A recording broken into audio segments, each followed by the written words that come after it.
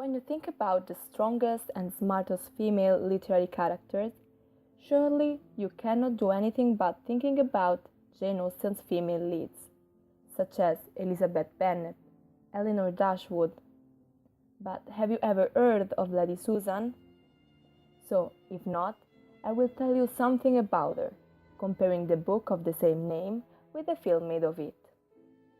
Jane Austen, indisputable icon of the female literature and venturing, also feminist, was born in 1775 and lived almost her life in the Hampshire countryside, in England.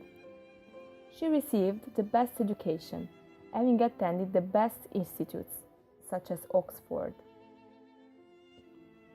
Due to her studies and her first heartbreak with Thomas Lefroy, with whom his parents hindered the wedding, Jane Austen wrote in 1795 one of her first works, Lady Susan, an epistolary novel that has a protagonist one of the sharpest and cleverest female literary characters in history, laying the foundations for her following masterpieces. Although Lady Susan's character is not well known to the public, I strongly believe that it deserves the same fame as Elizabeth Bennet, as it shows the artfulness of a 20th century woman who is able to face any situation, even though she belongs to the 18th. Being so determined and unscrupulous, she managed to persuade everyone she wants, because thanks to her arguments, she convinces the interlocutor of her reasons, and especially of her moral rigor. Despite her deplorable behavior, by saying deplorable, I also include the fact that she became the official lover of Mr. Mainwaring, a married man who didn't even fully realize it, driving his wife and daughter crazy. Clearly, Jane Austen wisely associated unscrupulousness with a proverbial beauty, which, as everyone knows, together with the intelligence and the right amount of culture, contributes to an irresistible mix for any man on earth. This lets her dominate the social and private life of the English high society, in spite of being in a very uncomfortable position for the time. As a matter of fact, she was a widow taking care of her daughter, who had neither a dowry nor a proper education. Nowadays, we would describe her as a woman who has got what it takes to rule the world. At the time of the novel, this would allow a young girl who grew up in the English countryside to impose herself in London social life. In 2016, Whit Stillman directed a film titled Love and Friendship, inspired by Lady Susan's novel.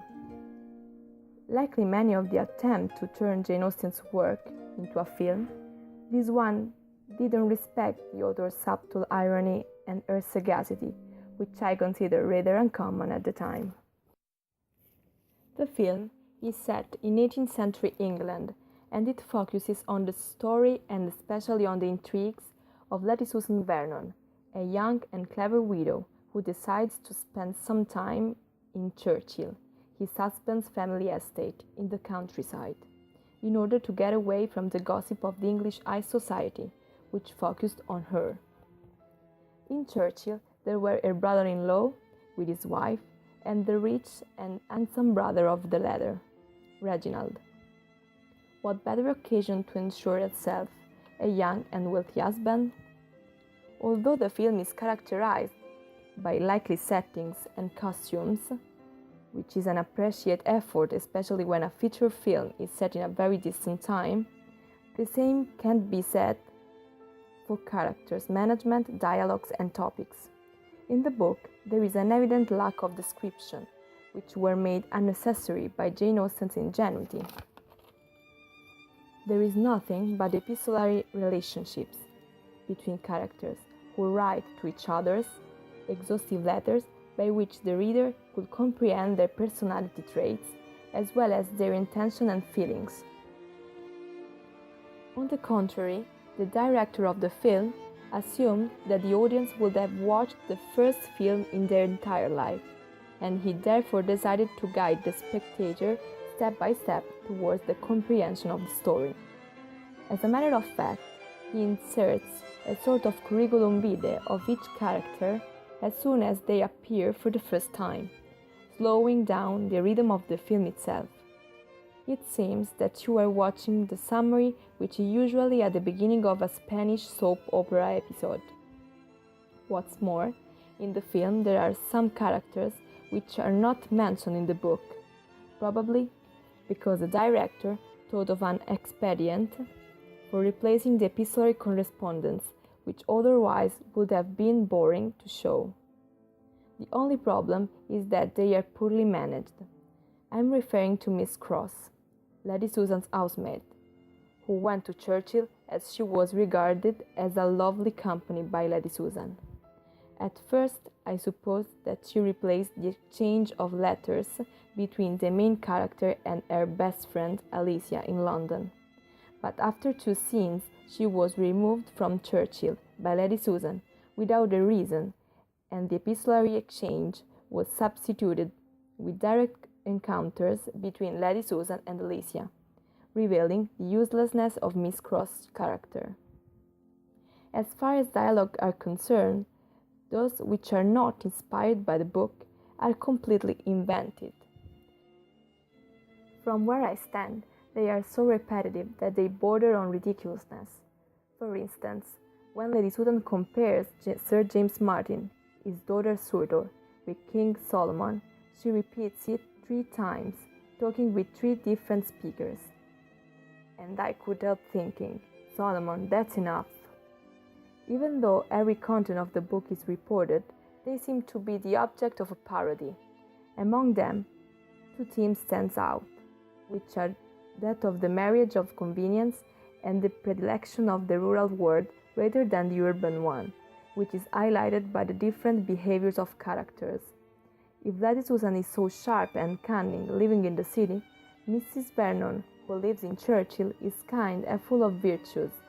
Furthermore, Jane Austen's will to punish arrivists and impatient women, such as Lady Susan, and to reward with love and marriage patient and polite women like Frederica, is not respected in the film. In fact, the director wanted to redeem Lady Susan, who is not hated or misunderstood by anyone, despite her evil deeds. This makes her a particular character full of personality shades, who doesn't correspond to the Lady Susan of the book, who will always be clever, astute, but absolutely mean. Finally, Jane Austen's irony is quite offended, as her will to underline women's intelligence to the detriment of men. As a matter of fact, in the film, male characters are so dumb that sometimes they seem to be idiots. I'm referring to Sir James Martin, who repeats several times terrible jokes, such as Church Hill. Moreover, some of them, who are totally respectable in the book, are represented as perfect simpletons with lack of far-sightedness, like Mr. de Courcy.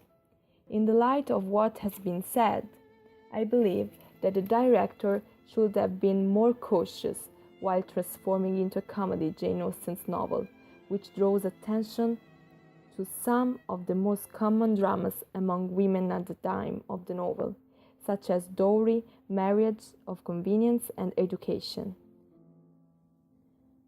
Unfortunately, the result is a rather embarrassing parody, which can be regarded as a Spanish soap about Jane Austen, whose female world vision, which was fundamental for her, given that she never got married, is misinterpreted.